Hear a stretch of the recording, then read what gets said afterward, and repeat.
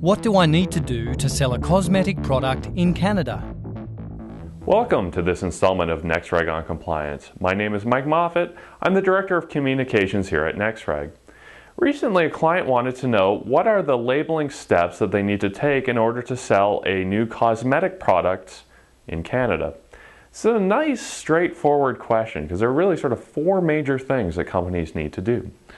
The first is to determine whether or not their product is actually a cosmetic as per the regulation, and that it doesn't fall under some other category such as a food or natural health product, or particularly that it's not a drug. So we can think of a drug as being something that makes a medicinal claim.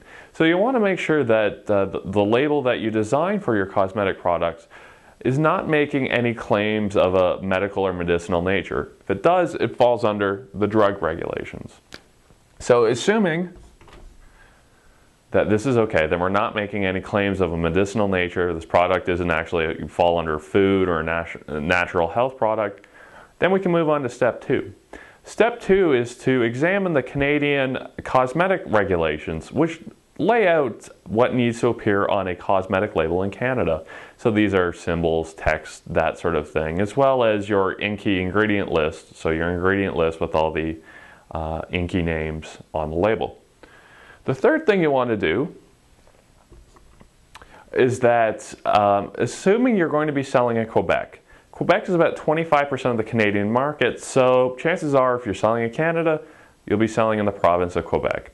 If you are, then you'll need to ensure that your label follows the guidelines under Bill 101, also known as the Charter of the French Language.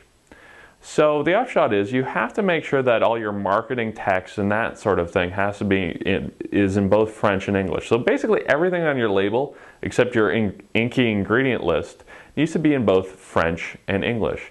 And as well, that the French and English have to be given equal prominence. You can't put the English in a really large font and have the French in a wee little font under it. They need to be given equal prominence.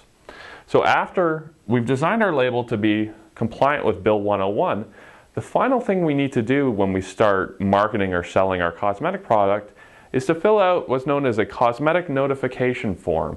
This is a form that Health Canada requires. You just need to fill out some basic information about your product, submit that to Health Canada so they're aware of the product's existence. And you're required to do this within the first 10 days of actively selling or marketing your product. So I hope you find this video useful. All these videos are based on client and viewer questions, so if you have any questions, please send them my way to info@nextreg.com. Take care.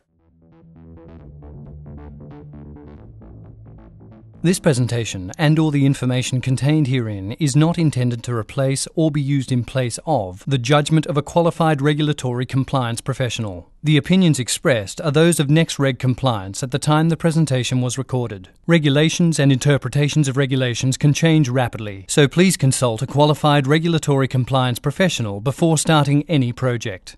This presentation is presented for educational purposes and is therefore supplementary and not to be considered exhaustive. NextReg Compliance, its officers, directors and employees hereby disclaim any and all responsibility for any loss, injury, damage or expense directly or indirectly arising out of or relating to use or reliance on this presentation or the material contained in this presentation.